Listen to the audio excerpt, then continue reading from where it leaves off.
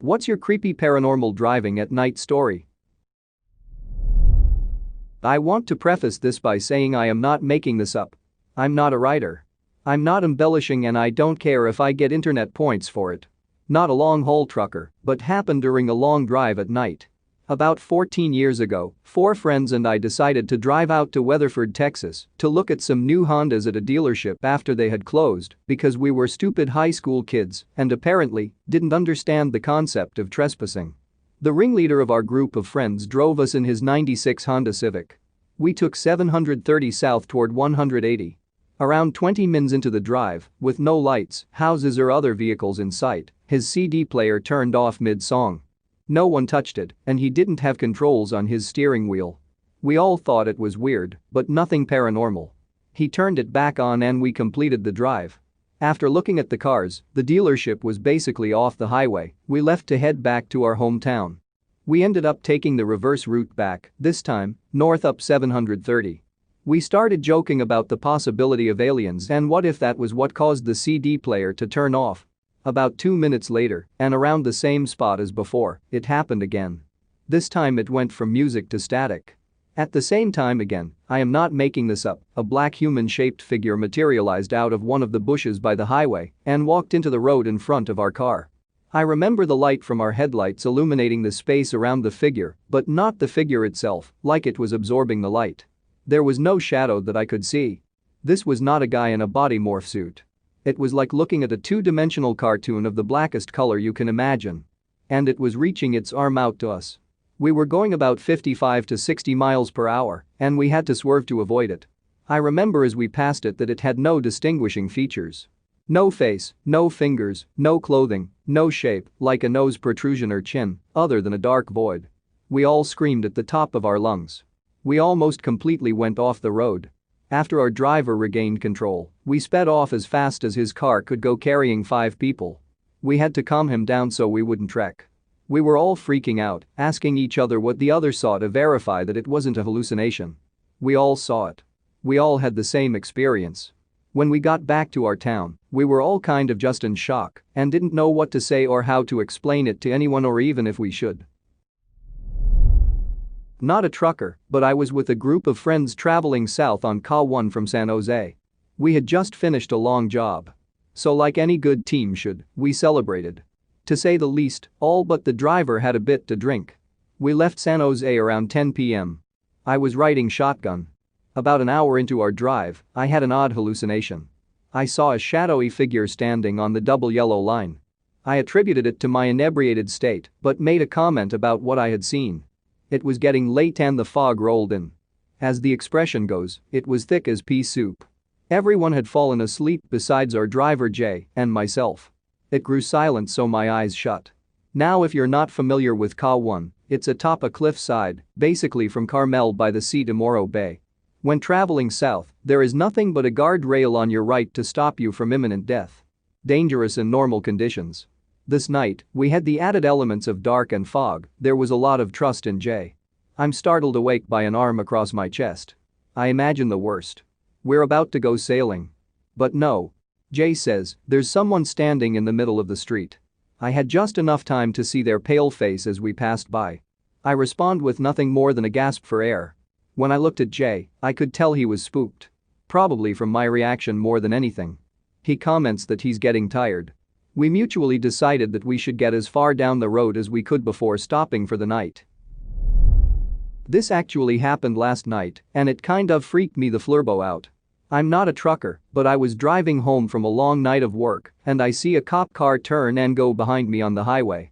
I slowed down a bit even though I wasn't speeding because that's my natural reaction when I see a cop. Anyway, he pulled behind me and I was watching the cop in my rear view mirror, and when I looked back at the road ahead of me, that same cop car just like appeared in front of me. I looked back and there was no other car behind me. His license plate said K9, so I knew it was a cop. There was no passing lane and he was a ways behind me, so there was no way he could have passed me really fast. When he was in front of me, he turned on his blinker and was going to take a left turn. I went in the bypass lane and looked at him through the window, and I kid you not, he didn't have a face. I knew somehow that we made eye contact, but he didn't have a face. It was just sort of like a black silhouette or something. No, the cop wasn't just a black guy. My father is a lorry driver in Europe, and I used to keep him company during summertime when I was still at school age. There was a one night that I remember correctly. It was like 1 to 2 a.m. in Latvia when I saw this guy in a black hat standing next to the road and trying to hitchhike. We missed him and I asked my father why didn't we stop to help him. It was raining heavily. He said that it is not safe and we just went past him. But in like 30 minutes, there was the same guy standing on the side of the road. I was like 12 back then. I told my father and he just stated that this was a coincidence and we went past him again. But in like again, 40 to 50 minutes, there was the same guy, this time, waving at us. I was sure it was him again, but my father said nothing and told me to go to sleep. That is one of strange things I saw during my escapades with my father. He doesn't want to talk about that one, ever. In my city, there's this old mansion surrounded by acres of land, which is also a park, out in the country. The frontage road, main road, is lined with tall palm trees for several miles, but it's all flat lands from the mansion to a main highway intersection, about 15 miles. There's stories of the mansion and surrounding area being haunted, so a group of us would go out there late at night just to see if we'd see anything. So one night, a bunch of us with nothing better to do go out there and drive around the park. After a while of not seeing anything, we decide to head down towards the highway. Now, it's late at night in the country and no one is on the road when all of a sudden, it appears there's a car coming towards us in the opposite direction.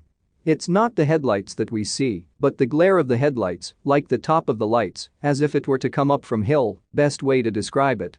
Anyways, I turn down my high beams because I don't want to blind the other driver when we all notice the car isn't coming closer approaching us.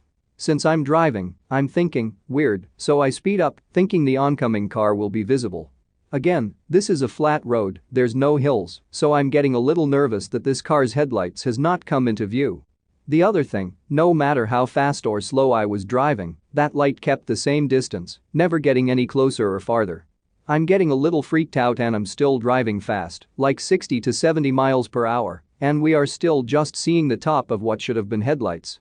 After about maybe 10 minutes, the light disappears, so we think that we'll catch up to what we think is a parked car, but no, nothing. We reached the intersection for the highway, and there was no car or anything. That road is a two-way road with great fields on both sides, so there's no way it could have pulled off to the side. We drove back down that road to head back towards the mansion and to the city, but those car lights never appeared, and we never figured out what it was. I used to ride share with a colleague on a 45-minute trip to and from work each day. While sitting as passenger one day gazing out the window, I very clearly saw a dead body hanging from a tree in a field close to the motorway. My stomach turned immediately and I said, "Oh snap. Did you see that?" My colleague asks what happened. I told him I just see someone hanging from a tree in the field back there. For the rest of the day, I was pretty shook up by it. My colleague was somewhat skeptical and suggested that we look again tomorrow on the way home, only that I would drive instead, the idea being that he could see for himself. Anyway, on the journey home, I drove in the slow lane and we approached the same spot. I slowed down as much as I could, bearing in mind this is a 70 miles per hour motorway, and sure enough, the body was still hanging from the tree.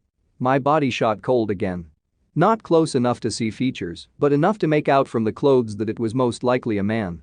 However, my colleague still could not see where I was pointing, and he missed it again. I went home and googled local news etc. for any missing person and came up with nothing. I decided the next day that I would have to take action and stop on the hard shoulder levee and report this. The next day comes and on the drive back, we stop on the hard shoulder of the motorway, get out and make our way to the tree.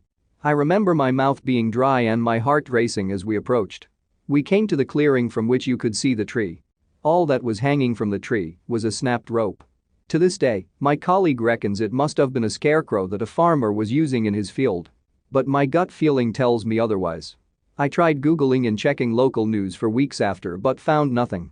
My own unsolved mystery. I drove for a delivery service for 2 years, delivering grocery bags that people ordered. Deliveries were between 5 p.m. and 9 p.m. One night I was out late because I had a long distance to drive for my last delivery of the night. I was out and more or less in the middle of nowhere, rather deep into a forest, and arrived at 4 houses on a small road. After the delivery, I turned back on the road. It's late November, so it's very dark outside. As I make a 90-degree turn on with the road, my headlights clearly lit up a figure of a lady in a bright white dress, standing in the ditch on the side of the road. I probably only saw her for a second and couldn't make out a face, but I swear I saw her starting to move towards me. I drove out of there with lightning speed.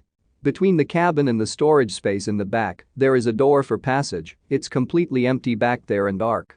I had to spend the full 45 minutes drive back continuously waving the motion detected lights on back there because I just felt this eerie presence back there while it was dark. That was the last time I ever had a delivery to that place on that route. One time and one time only. My dad was a long-haul trucker, and his job allowed him to take us on ride-alongs every so often. It was a really fun thing to do with him, considering I only saw him once every 3 or 4 weeks.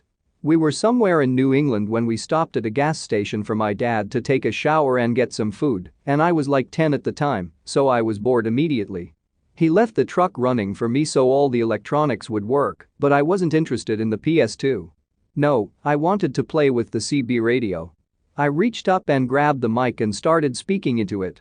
At first, nothing came back and I was bummed, but then I started to hear crackling in the speaker and a voice came through. I don't remember exactly what it told me, but it was trying to get me to leave the truck and play with them. I said no because classic stranger danger and the voice stopped. I was super creeped out and went to play the PS2. Later, my dad came back and I told him what happened, and in classic dad form, he was pissed, super protective, and wanted to know which weirdo tried to put me in danger, but then as he reached for the mic, he stopped and looked very frustrated at me. My name. Don't play games with me, the radio isn't even on.